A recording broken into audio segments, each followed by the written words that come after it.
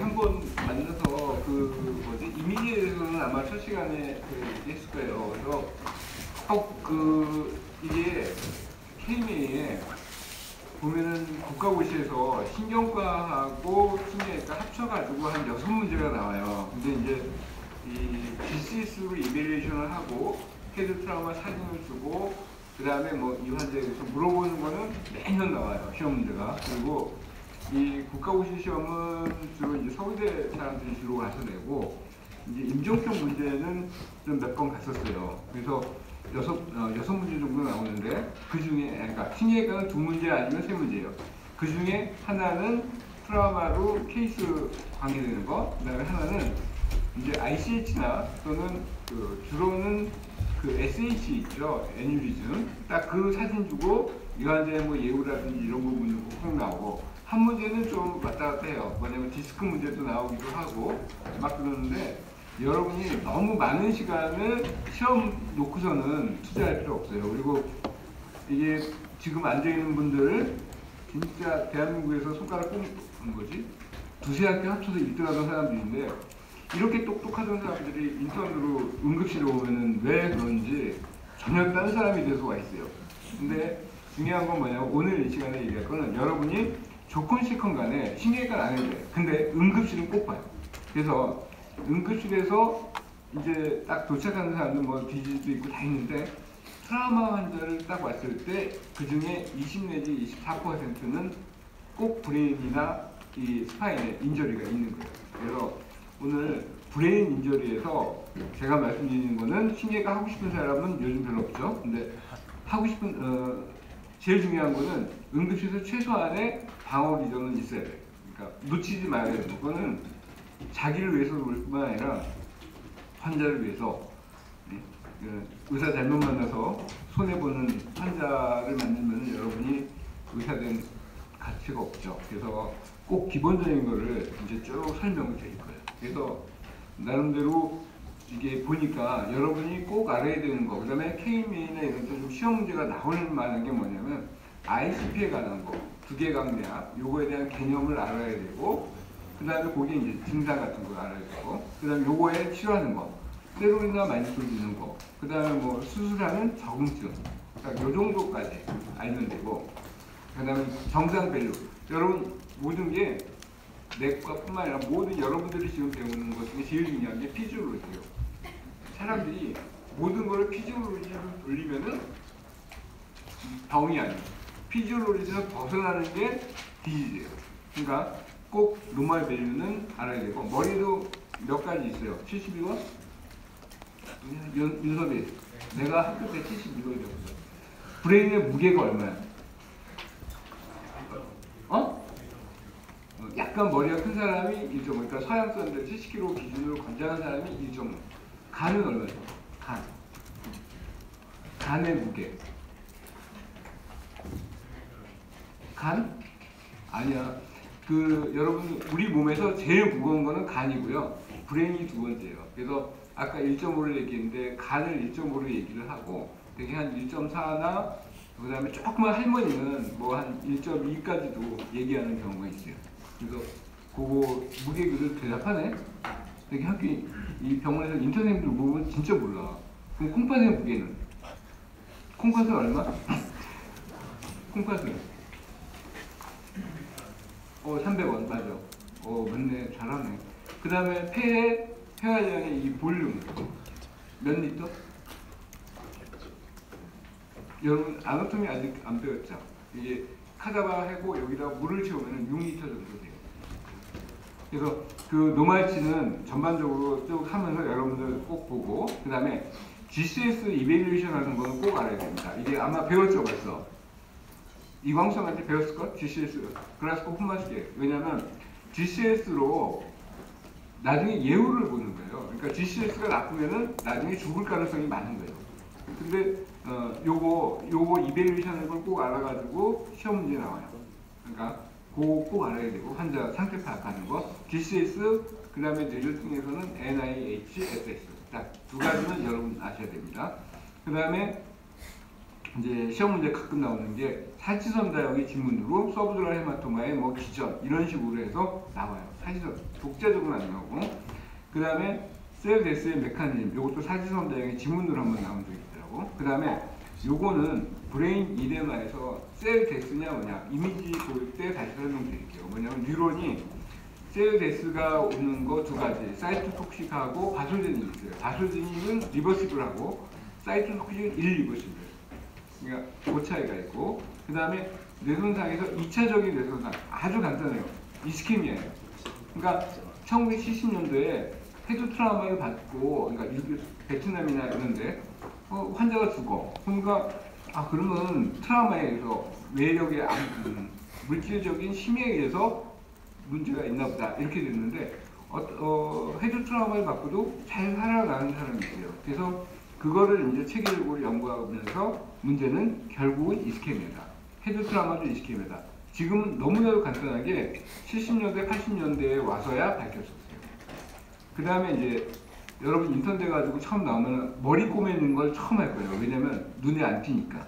그래서 진짜 신나게 꼬맬 텐데, 그 스킨에, 스칼프에, 두피에 스칼프라고 해서 그 층이 있어요. 그래서 그 층에 대한 거는 꼭 꼬매면서도 알아야 되고, 여러분들 지금 알아야 나중에 되고, 그 다음에 이제 케이스, 뭐냐면 에피졸이나 서블을 사진 주고 GCS로 이베리에이션 한 다음에 환자의 노말치라든지 또는 이 환자의 그 치료를 어떻게 하냐, 아까 ICT 치료 이런 거에 관해서 이제 케이스가 있고, 또 하나는 공동설이라는 게 좀 동에서 나오는데, 아까 여러분들 들어왔을 때 사진을 계속 그 동영상 보여주는 게 바로 공동설이에요. 그래도 우리가 이 시간에 배울 게 뭐냐면 제목이 두부 외상이에요. 두부. 머리가 아니라 두부, 진짜 두부예요. 뭐냐면 뇌수술을 하러 신경외과 수술방에 들어가면은 머리는 진짜 두부예요. 이게 찔리면 찔려.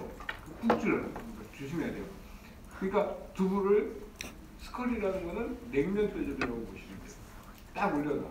그 다음에 두부에 냉면 대접에 두부 올려놓은 다음에 탁 떨어뜨려요. 그러면 낮은 데서 떨어뜨리면은 그냥 찡 하고 두부가 울리면서 와요. 근데 그때는 뭐냐면 환자들이 머리 아프다고 와요. 그리고 다쳤을까 봐.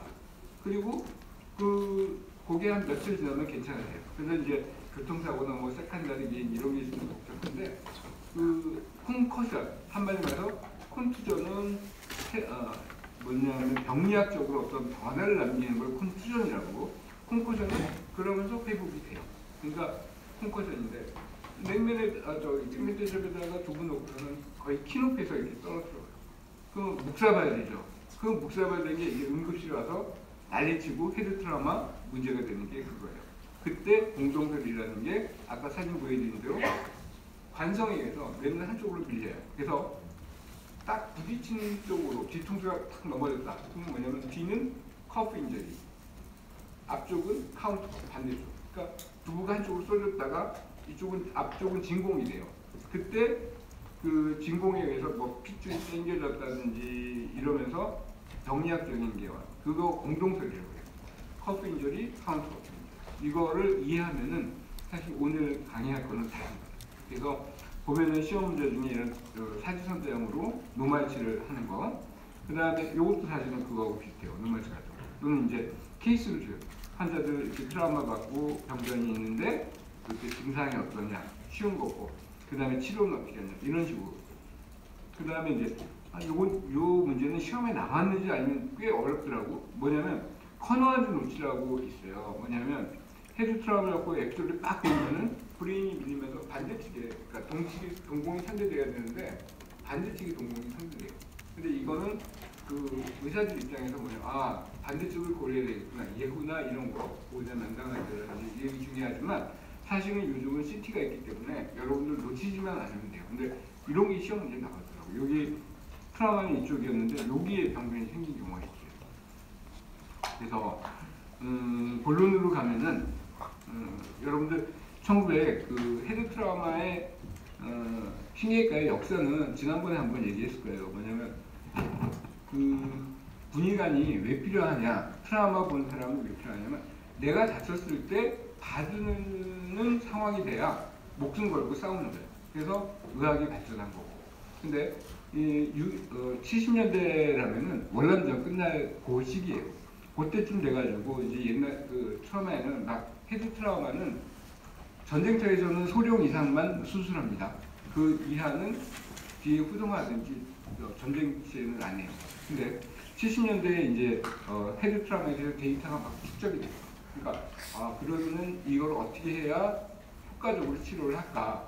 그 상황에서 이제 논문들이 막 나오고 연구가 되면서 70년대에서 80년대에 거치면서 또 70년대에 제일 중요한 건 CT가 나왔어요. CT가 나오는 순간에 진단이 가장 정확해진 거예요. 그래서 그때부터 이제 그 물리학적으로 또는 그 분자생물학적으로 헤드 트라우마에 대한 정확한 연구를 시작한 거예요. 그래서 여러분들이 요거 딱 시험 문제는 아니지만은 그 이론적으로 머릿속에 꼭 넣고 있는 게 정적인 심하고 동적인 심이 있어요. 뭐냐면 오토바이 사고 가다 딱 부딪혔을 때 다치는 거하고 또 어디 깔리는 거, 그러니까 지게차 같은 데 이렇게 깔리는 경우, 그걸 동적인 심과 정적인 심이라고 하는데 요거의 기준은 200ms다. 그래서 요거는 오늘만 들어두면 돼요. 사시론 내용에 좀 지문으로 나오는 경우가 있어요. 그리고 그러면 충돌에 의해서 다치는 건 뭐냐? 접촉 현상하고 관성 현상이 있어요. 관성이 아까 말한 대로 공동설하고 관계되는 거고, 접촉은 뭐냐면 그냥 여기 총알이 여기를 다치는 거. 접촉과 그 다음에 관성 현상 두 가지 힘에 의해서 힐트라움이 있고, 그 다음에 접촉에 의한 손상은 이렇게 뾰족한 거하고 다치는 거, 넓적한데 이렇게 뒤통수를 다치는 거. 그럼 골절 양상이 뾰족할수록 리니어 프랙처, 상상골절이 되고 넓을수록 둔직하게 다치는 거예요. 컨투전도 심해지고. 그 다음에 원격 감상은 여기서 이제 공동설이 나오는 거예요. 이 사진을 자세히 보면 이런 식으로. 아까 여러분들 들어오기 전에 동영상 보여드린 대로 뒤통수를 딱 맞으면 내가 앞에 있는 게 뒤로 이렇게 쏠려요. 순간적으로 두 관성에 의해서. 그 다음에 고개가 원위치를 잡으면 다시 앞쪽으로 쏠려요. 관성에 왔다 갔다 하는 거. 그러면서 그 양쪽 끝에는 공동선, 백큐미 그냥 형성이 되면서 인저리가 초래되는 거를 커프 인저리, 카운트 커프 인저리, 공동선이라고 하는 거예요. 그래서 요거에 대한 그 사시론 내용 그런 거나 시험 문제가 꼭 나올 수 있다는 거 그거 알아주세요. 나왔어요 사실은. 그 다음에 가속현상과 감속현상, 부딪혔을 때 내가 오토바이 타고 가다가 부딪히면은 감속이고요. 가속은 이렇게 야구공이 날아가서 머리를 맞을 때 이거를 가속이라고 해요. 그러면 이게 왜 다르냐면 법의학적으로 가속일 때하고 감속일 때하고 여기는 가속은 부딪힌 부분에 상처가 많고 감속은 이렇게 되면은 뒤가 오히려 많이 다치는 경우가 있어요. 그래서 이런 게 이제 그 추락사라든지 또 내가 해본 것 중에는 그 데모하는데 지난번에 노동자 데모하는데 이 방패를 가지고 때렸느냐 자기가 넘어졌느냐 이런 거에 대해서 충자상이냐 반충자상이냐 이런 것도 따지기도 해요. 그래서 뇌 구조는 전체적으로 이렇게 돼 있고 아마 해부학에서 배웠을 거예요. 이런 팍스나 텐토리움, 히아투스 이런 게 만일 이 히아투스가 텐토리움 히아투스가 넓으면은 이게 찡기는 경우가 별로 없겠죠. 그러니까 해부학적으로 사람에 따라서도 많은 그 변화가 있어요. 그리고 헤드 트라우마 후에 템퍼리처는 환자 저체온이 좋아요. 만일 환자를 갖다가 그 저체온을 시키는 거를 체온이 메타볼리즘이 낮아지는 거예요. 저체온 요법은. 그 다음에 혈당치가 이 적당한 게 좋지 많거나 적으면 손상이 많아져요. 그 다음에 O2, 산소는 충분히 증대해줘요. 그래서 어떤 경우는 그 옛날에 여러분 연탄가스 모르죠? 연탄가스에 고압 산소통에 넣는 게 오히려 치료가 될 수 있다는 그런 말이에요. 그 다음에 혈압은 어느 정도 좀 높은 게 좋아요.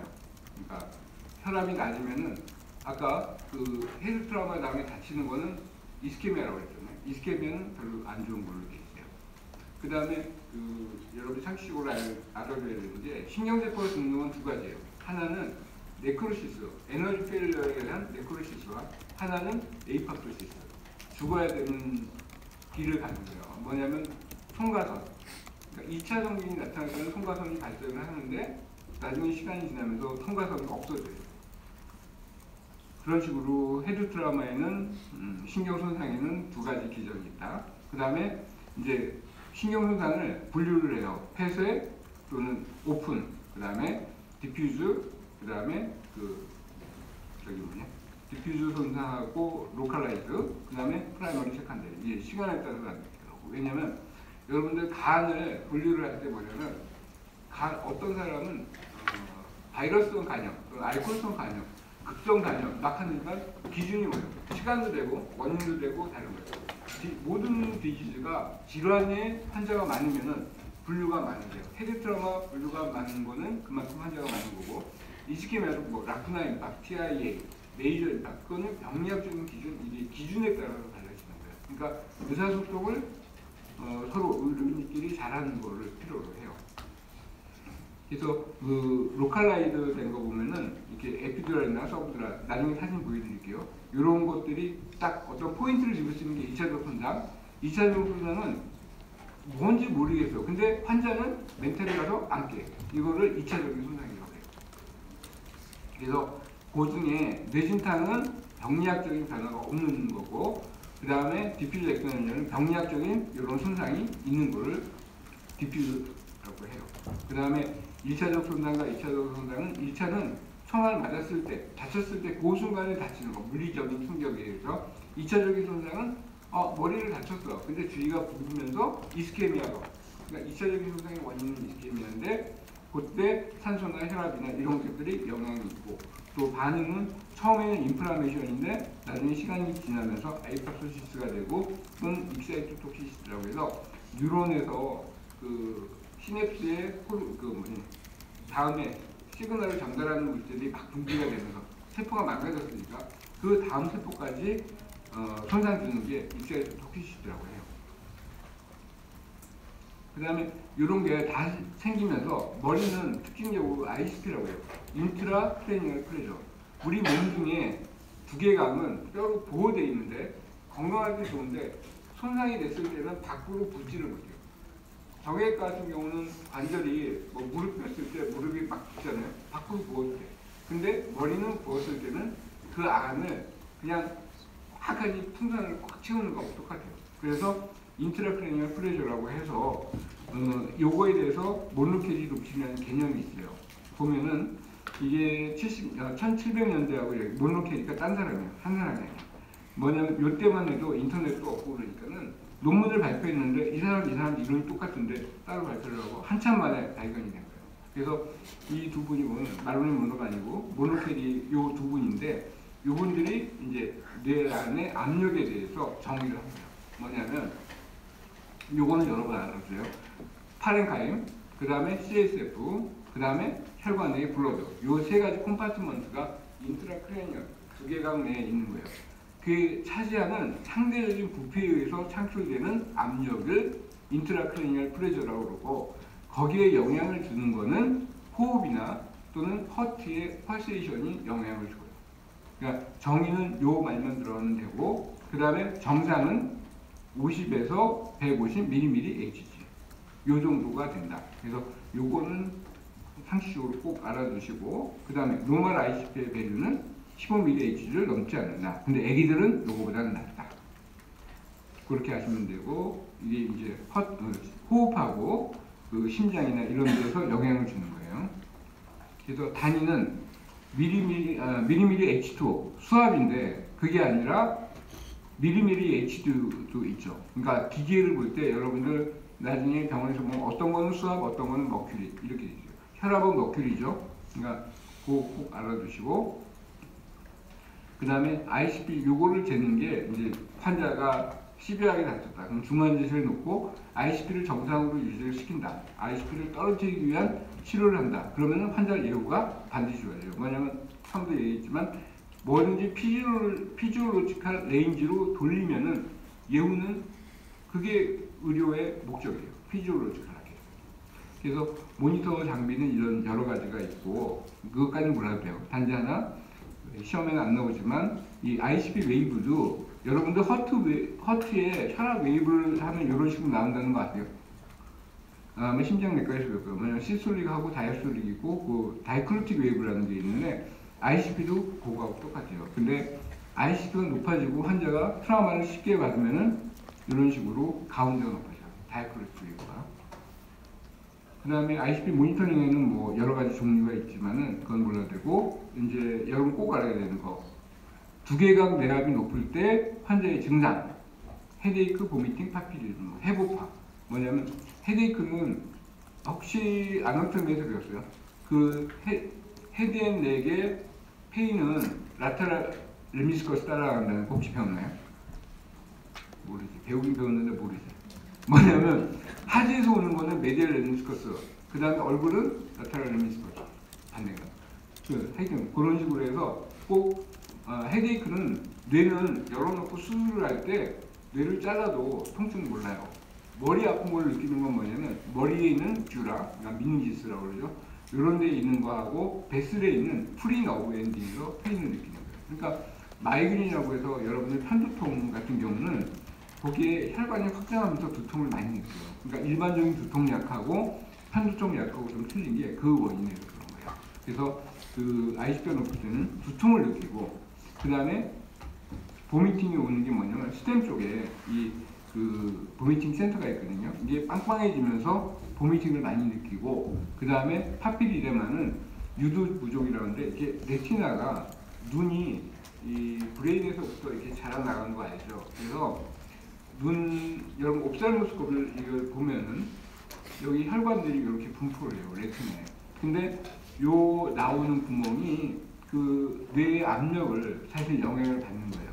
그때 이런 식으로 부어서 이 바운더리가 잘 안 보이는 경우가, 이걸 파피리데마라고 해요. 그래서 이거 있으면 사실은 굉장히 위험한 거예요. 이런 변화가 있으면.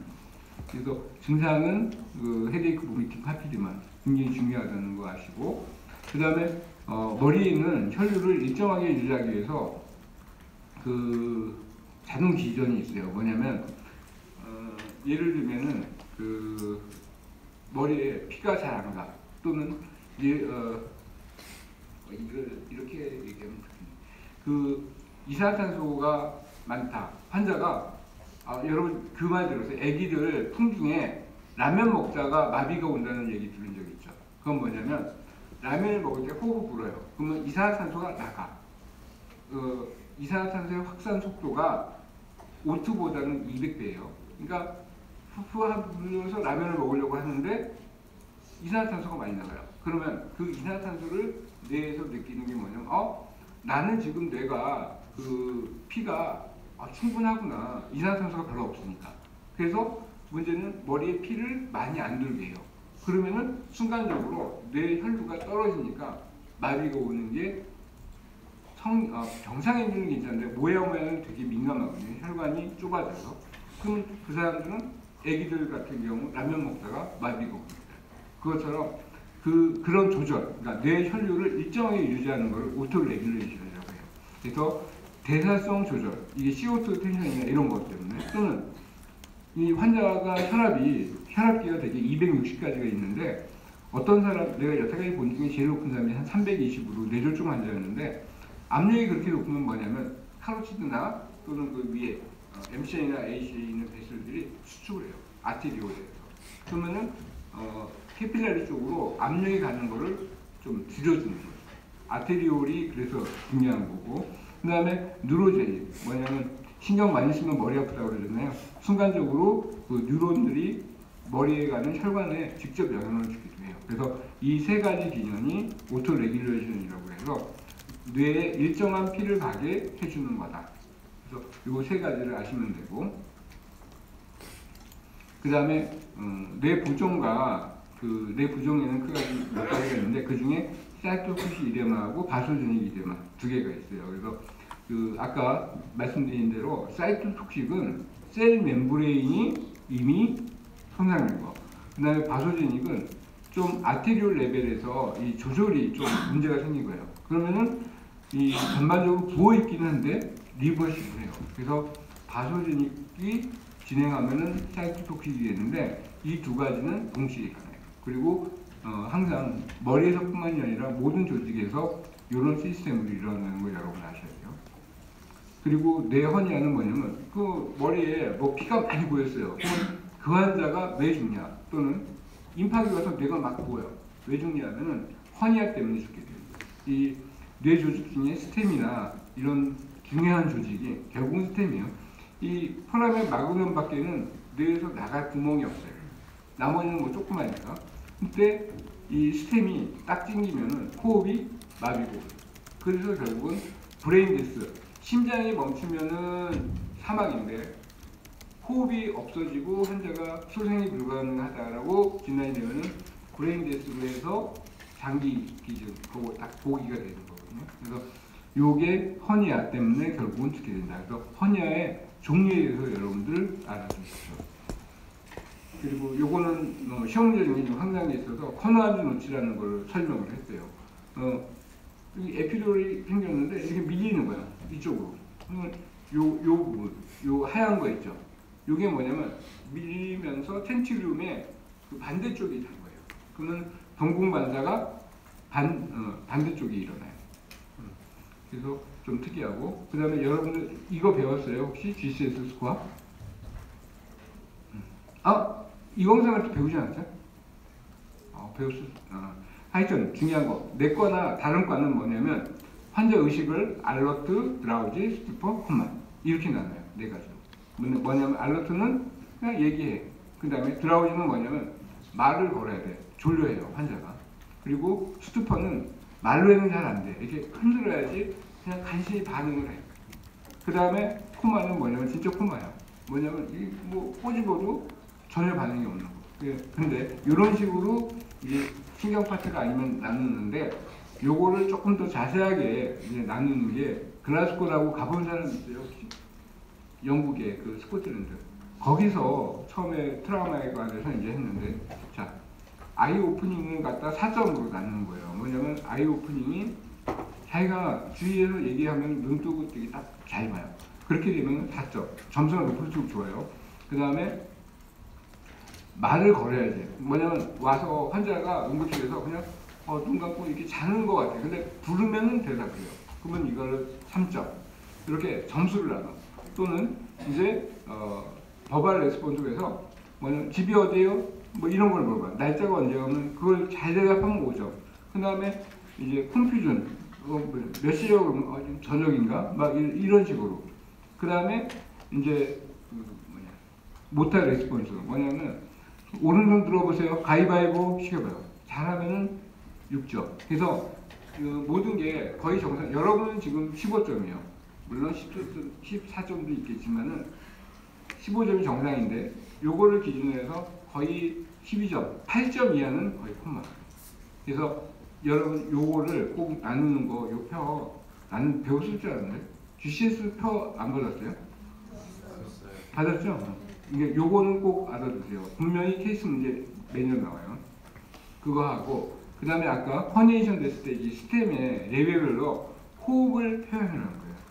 이때 일레귤라리티가 생기는 거예요. 그래서 되게 이때 이제 호흡이 나빠지기 시작하면은 환자가 요단강 건너 있다. 그리고 이럴 때의 반응을 쿠싱 리프렉스라고 해요. 뭐냐면 환자가 호흡이 불규칙해지고, 그 다음에 혈압이 높아. 혈압이 높으면 허트레이트가 빨라야 돼요, 늦어야 돼요? 혈압이 높으려면. 야, 72번. 윤서봐. 그 쿠싱, 빨라야 돼. 뭐냐면 혈압은 뭐 곱하기 뭐? 혈압은 뭐 곱하기 뭐? 카디올로지 배웠어요, 여러분? 심장? 그 다음에 페리페럴 레지스턴스. 맞잖아. 그러니까 카디오 아웃풋 곱하기 페리페럴 레지스턴스가 혈압이에요. 근데 여기서 보면은 혈압이 높아. 근데 뭐냐면 허트레이트가 낮다는 건 카디오 아웃풋이 적은 거예요. 왜 높아? 아까 오토레귤레이션이 작용을 하는 거예요. 뭐냐면 혈압이 높은데 환자는 혈압이 높으니까 맥박은 적게 떠야지 하면서 오토레귤레이션이 작용을 하는 거야. 그러면 이게 사실은 환자한테 안 좋은 거죠. 그래서 이런 경우를 푸싱 리플렉스라고 해서, 이런 경우는 환자가 진짜 예후가 끝까지 간 거예요. 그래서 그 머리 손상 있을 때 척추 손상이 5 내지 10%에서 근본이 되고, GCS로 이제 마이너 트라우마는 분류가 있어요. 마이너는 GCS 15점. 괜찮을 때 그냥 또 한 대 뒤통수 얻어가는 거. 그다음에 마일드는 13에서 14점, 약간 컴퓨전 있는 거. 그다음에 모더레이트는 9에서 12점. 시비어는 거의 콤마, 80점 이하를 콤마라고 시비어라고 분류를 해요. 그리고 요거는 방송과 검사는 저기 지난번하고 약간 겹치는데 거꾸로 물어볼게요. 이런 식으로 해서 이제 당원 열차 방정식으로 하는 게 CT인데, 윤서봐, CT 만든 사람 하우스필드.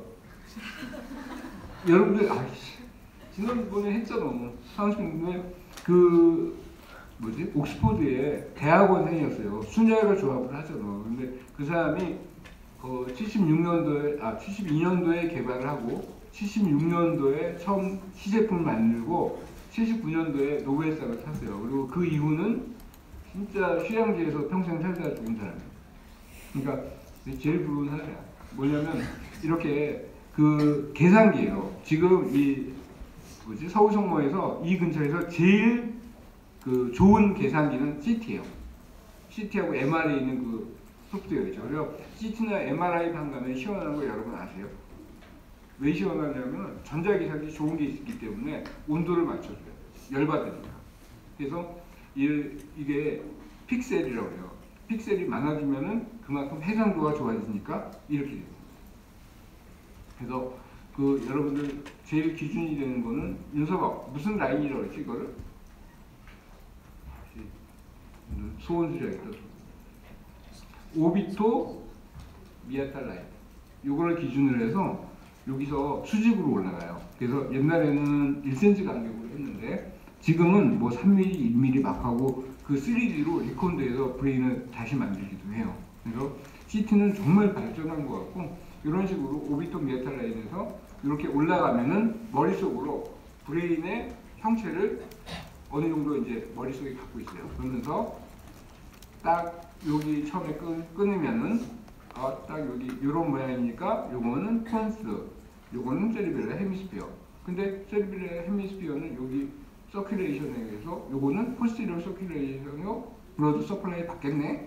그리고 아나토미컬하게 요 앞에 조금 나오는 거는 저기 MCA 쪽 미들 세리블 아트리가 조금 인볼브가 되고 또 여기는 템포럴 로비네 이런 식으로 레벨에 따라서 이제 입체적으로 머릿속에 합치는 거예요. 그래서 이거를 잘하면은 결국은 머리 수술 들어가서 이게 제끼면서 지금은 어디를 건드리고 있구나 이런 거에 대해서 그 서지컬 아나토미가 정립이 되는 거예요. 여러분들이 배워야 되는 거는 그런 세부적인 것보다 전체적인 것, 내 어느 부분이냐 이걸 알아야 되고 퍼피전 CT 지난번에 제가 설명했는데 여러분들 대부분이 아는데 윤섭이는 모르니까 여기 그 조영제를 주사를 해요.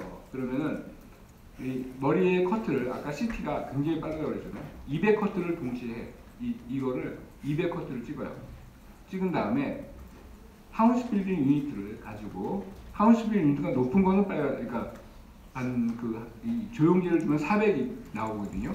근데 그러면 하우스 빌딩 유니트가 한 400에서 플러스 마이너스 50 그럼 빨간색 200에서 100에서 플러스 마이너스 50이면 파란색. 그건 뭐냐면 처음에 동맥 쪽이 이렇게 나와요.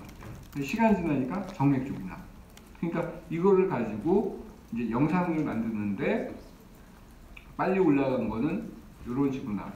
그래서 퍼피전 CT를 찍고 또는 하우스 빌딩 유니트에서 동맥에 있는 거 하우스 빌딩 유니트 300 플러스 마이너스 50만 남기고 나머지 사진 다 죽여. 이렇게 되면은 혈관만 나오는 거예요. 그렇게 되면 CT 엔지오가 되는 거고. 그 다음에 요거는 이제 색깔로 표현을 하면은 퍼피전 CT라고 해서 막혔나 안 막혔나를 보는데 도움이 돼요.